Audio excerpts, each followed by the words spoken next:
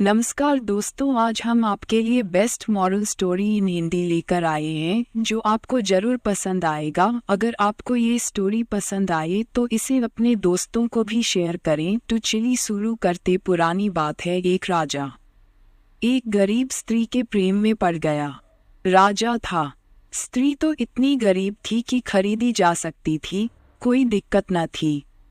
उसने स्त्री को बुलाया और उसके बाप को बुलाया और कहा, जो तुझे चाहिए ले खजाने से, लेकिन ये लड़की मुझे दे। मैं इसके प्रेम में पड़ गया हूँ, आसक्त हो गया हूँ। कल मैं घोड़े पर सवार निकला था, मैंने इसे कुएं पर पानी भरते देखा, बस तब से मैं सो नहीं सका हूँ। गरीब बाप तो बहुत प्रसन्न हुआ, लेकिन बेटी एकदम उदास हो गई। उसने कहा, मुझे क्षमा करें, आप कहेंगे तो आपके राजमहल में आ जाऊंगी, लेकिन मेरा किसी से प्रेम है। मैं आपकी पत्नी भी हो जाऊंगी, लेकिन ये प्रेम बाधा रहेगा, मैं आपको प्रेम न कर पाऊंगी। राजा विचारशील व्यक्ति था, उसने सोचा कि यह तो कुछ सार न होगा। कैसे प्रेम हो मुझसे इसका, किससे इसका प्रेम है, पता लगवाया गया। एक साधारण आदमी। सम्राट बड़ा हैरान हुआ कि मुझे छोकर उससे, एक साधारण आदमी से इसका प्रेम है। लेकिन प्रेम तो हमेशा बेबूझ होता है। उसने अपने वजीरों से पूछा कि मैं क्या करूं कि यह प्रेम टूट जाए। वजीरों ने जो सलाह दी वह बड़ी अद्भुत थी। तुम मान ही न सकोगे कि यह सलाह कभी दी गई होगी, क्योंकि ये कहानी पुरानी है, फ्रॉइड से कोई 1000 साल पुरानी। फ्रॉइड ये सलाह दे सकता था, मनोविज्ञान ये सलाह दे सकता है अब, और मनोविज्ञान भी सलाह देने में थोड़ा झिझकेगा।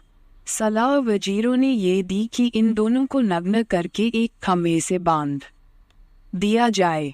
दोनों को एक दूसरे से बांध दिया जाए और खंभे से बांध दिया जाए।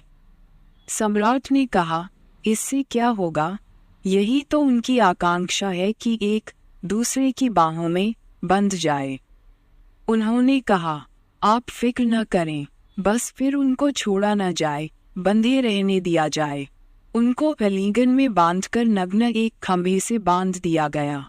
अब तुम जरा सोचो, जिस स्त्री से तुम्हारा प्रेम है, फिर वह कोई भी क्यों ना हो, वह इस जगत की सबसे सुंदरी क्यों ना हो, या किसी पुरुष से तुम्हारा प्रेम है, वह मिस्टर यूनिवर्स क्यों ना हो, इससे कुछ फर्क नहीं पड़ता।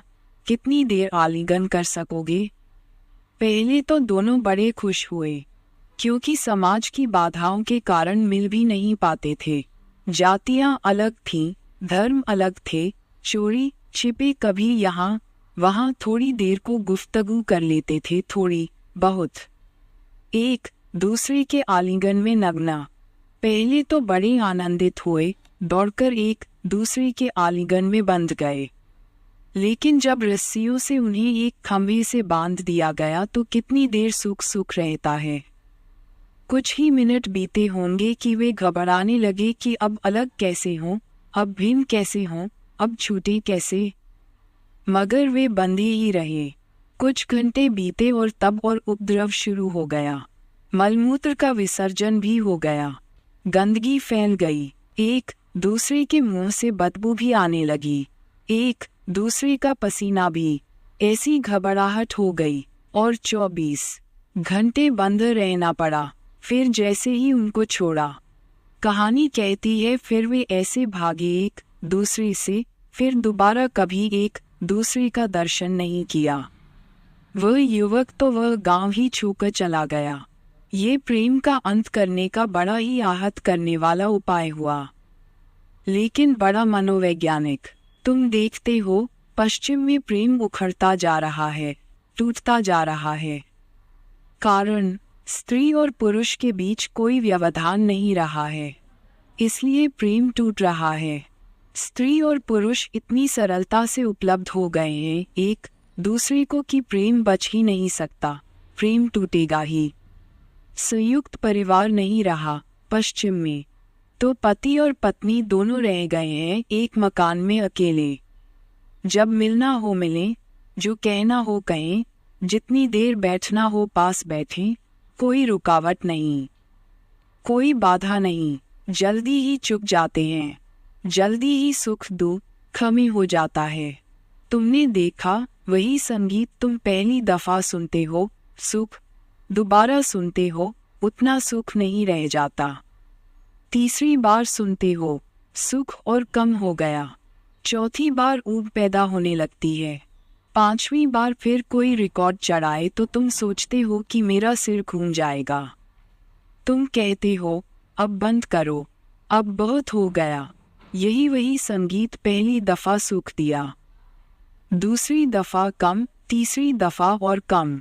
अर्थशास्त्री नियम की बात करते हैं, लॉ ऑफ डिमिनिशिंग रिटर्न्स। हर बार उसी चीज को दोहराओगे तो सुख की मात्रा कम होती जाती है।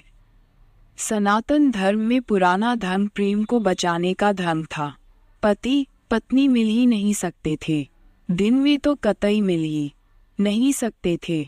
पति पत्नी भी नहीं मिल सकते, दूसरे की पत्नी से मिलना तो मामला दूर की कौड़ी।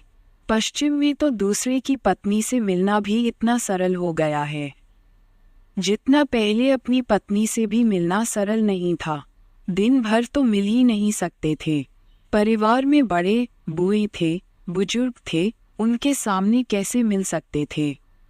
रात में भी मिलना बड़ा चोरी छिपे था।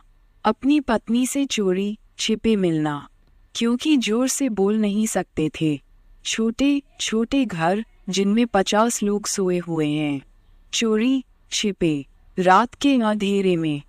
ठीक ठीक पति अपनी पत्नी के चेहरे को जानता भी नहीं था कि वह कैसा है। अंधेरे में जानेगा भी कैसे? कभी घूंघट उठाकर रोशनी में ठीक से देखा भी नहीं था। प्रेम अगर लंबा जिंदा रह जाता था तो आश्चर्य नहीं, क्योंकि प्रेम को सुख को क्षीण होने का मौका ही नहीं था। दिन भर अपने काम धंधे में रहते दोनों और याद जारी रहती। वर्तमान में हालतें उल्टी हो गई हैं। 24 घंटे एक दूसरे के सामने बैठे हैं, उसी खंभे में बंधे हैं। एक दूसरे से चिढ़ पैदा होती है। पत्नी चाहती है कि कहीं उठो, कहीं जाओ, कुछ करो, यहीं क्यों बैठे हो?